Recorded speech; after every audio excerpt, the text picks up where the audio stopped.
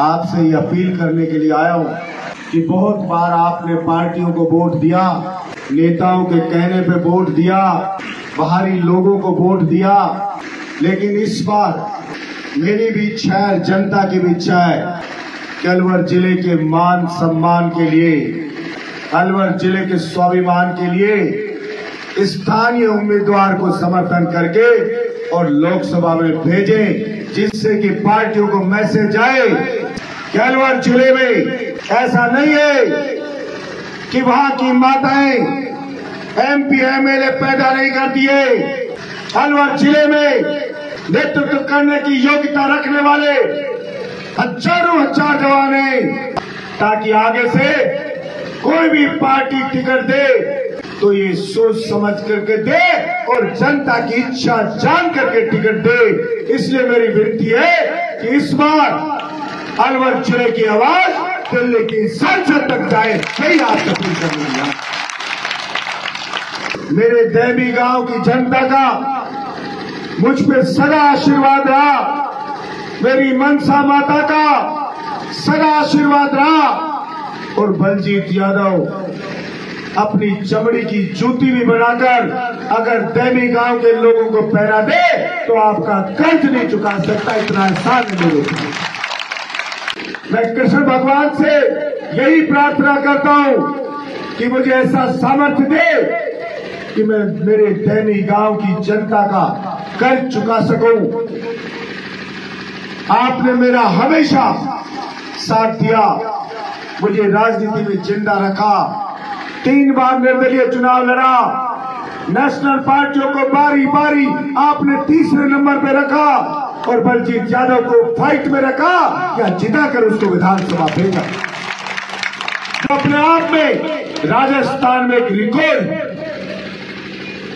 इस बार का चुनाव आप सभी को पता है साफ सुथरा नहीं हुआ, षड्यंत्र रचे गए, बलजीत यादव को अभिमन्यु की तरह षड्यंत्रों में घेरा गया और षड्यंत्रों में घेर के परास्त किया गया। लेकिन मैं मानता हूं कृष्ण भगवान ने कहा है कि भगवान कर्मयोगी के साथ कभी अन्याय नहीं करता, और आपके साथ अगर कभी गलत हो तो ये याद रखना, जब आपको ये लगे कि चारों तरफ से षड्यंत्र हो गए तो याद करना और विश्वास रखना ऊपर वाले पे कि भगवान कोई आपको सिखाना चाहता है और नई राह प्रगति की आपके लिए कोई खोलना चाहता है, इसलिए आपको भगवान ने उठाया।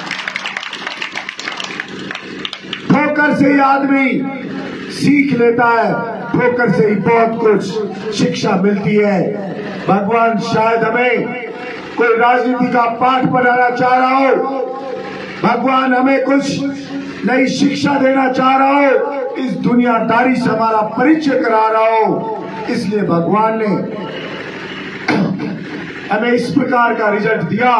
और मैं हमेशा कहता हूं कि भगवान कभी बुरा करता है तो लगता है कि गलत हो गया, लेकिन आगे चल के पता लगता है कि नहीं वो गलत नहीं हुआ था, उसका भी रिजल्ट अच्छा है।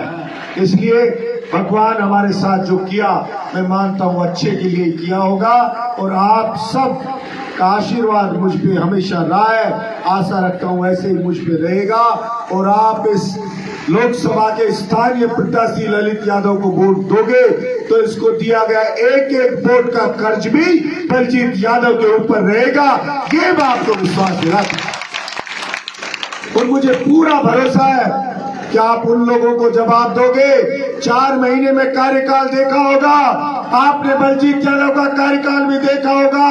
जब भी कभी याद किया जनता ने, जनता के बीच में खड़ा रहा और मेरे देवी गांव से ट्रैक्टर भर करके और यहाँ के जनप्रतिनिधि के पास जाते हैं कि पानी की एक बोरिंग दे दो, तो वो कहता है, गांव वालों ने कहा कि ट्रैक्टर भर के आए साहब, इतनी सी विनती मान लो कि ट्रैक्टर क्या चाहे बस भर के आ जाओ, मेरे कोई फर्क नहीं पड़ता है। और बोरिंग नहीं थे, किसी को कहता डींगे मारता है, ERCP आ रही है। अरे पिछली सरकार में ERCP मंजूर करवा दी थी, जब हम विधानसभा में थे 4,000 करोड़ का बजट पास हो गया था। आप कौन सी नई चीज बता रहे हो जनता को? लेकिन सिर्फ झूठ बोलना, और झूठ बरसों से बोलते आ रहे, सिर्फ झूठ बोल के और जनता को ठगते आ रहे हैं। इसलिए मेरा भरोसा है, वैसे तो मेरे दैनी गांव के सभी लोग, यहाँ की जनता बहुत ही न्यायप्रिय जनता है, बड़े दिल वाली जनता है, वो न्याय करती है और सच्चाई के साथ जाती है, अपने बच्चों के साथ रहती है। फिर भी मैं आपसे मांग करता हूँ कि मेरे निवेदन पे और इस स्थानीय जनता की इच्छा पे ललित यादव को भारी बहुमत से गांव से आप जिता करके भेजें, यही मैं विनती करने के आया।